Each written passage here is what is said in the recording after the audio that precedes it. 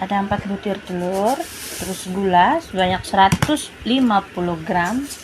Kalau suka manis bisa ditambah.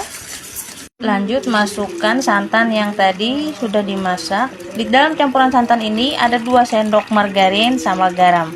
Nah, ini santannya udah dingin ya. Aduk-aduk lagi. Masukkan kentang yang sudah dihaluskan. Masukkan tepung sebanyak 140 gram, tapi ini dimasukkan secara bertahap. Ini pakai api kecil aja ya, karena ini kan bingkanya nggak akan dibolak-balik.